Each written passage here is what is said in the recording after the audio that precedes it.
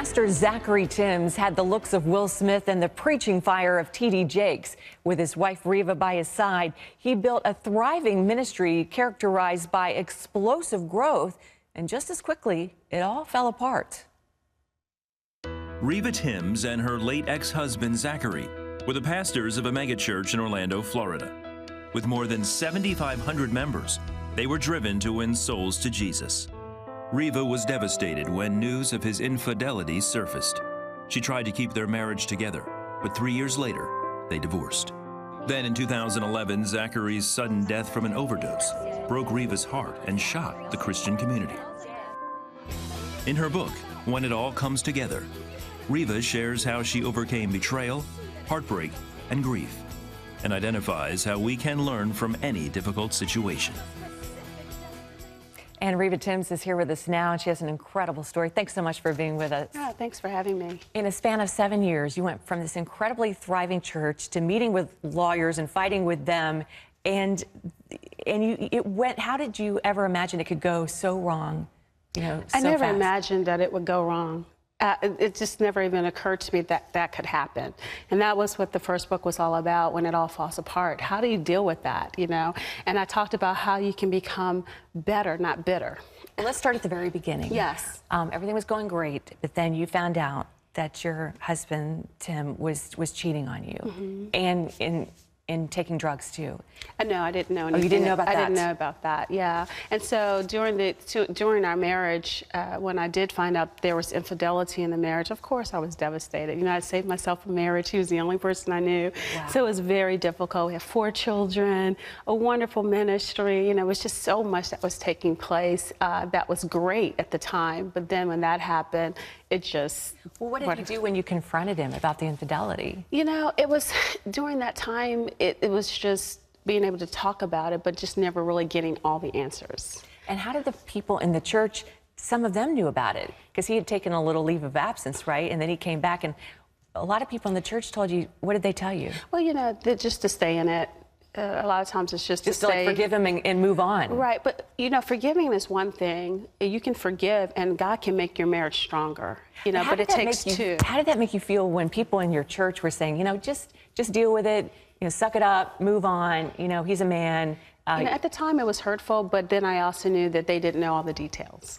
And so those are the situations that happen in ministry. When it's really large like that, there's oftentimes people don't know everything. But when you're going through it, it's very painful. And one thing that you have to realize is when you're going through a situation like that, that you have to love both parties, right, and deal with both parties. Now, you last saw your husband a week before he died, and he died in 2011. Okay, so you saw him a week before he died. What had happened?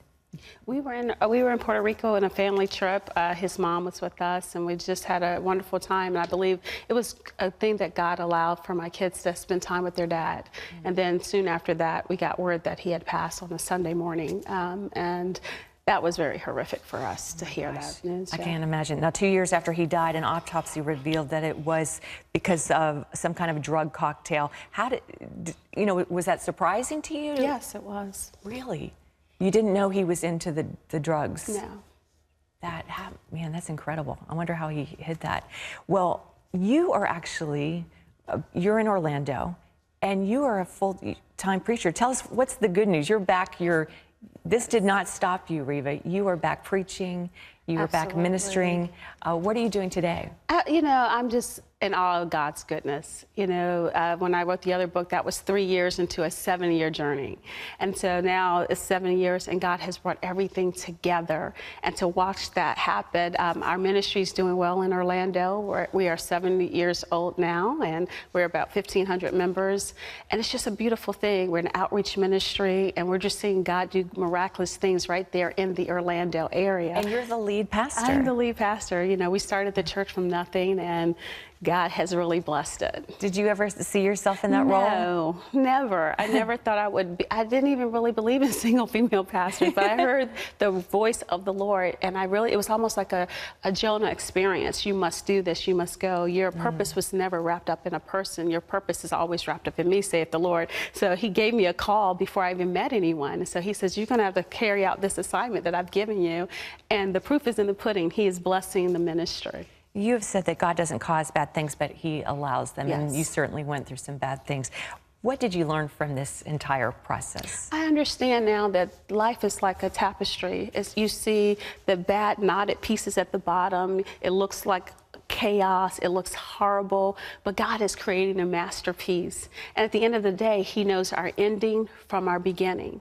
And because of that, he always gives us a blueprint. He gives us a glimpse of our future, even in the chaos. He lets us see pieces of where we're to be, even in the chaos when we walk with him. And so that's what I've learned with God, that he'll never leave you nor forsake you. He's always with you. Even at the lowest parts of your life, you know that God is going to put it back together again. And that's your hope, that he can redeem the broken pieces of your life. There's a lot of people watching right now that are identifying with your story and that may feel like their entire lives have just fallen apart.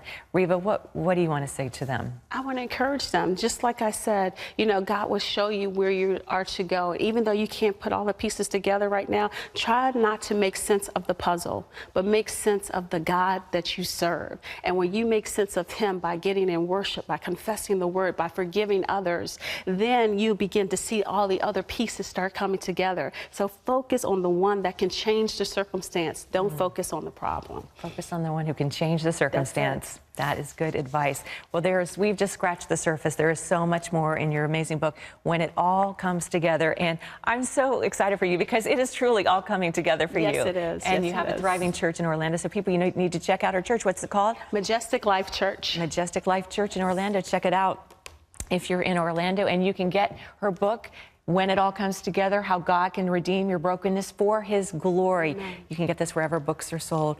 Riva, thank you so much. You. God bless you. God bless you. It's a pleasure. Thank you.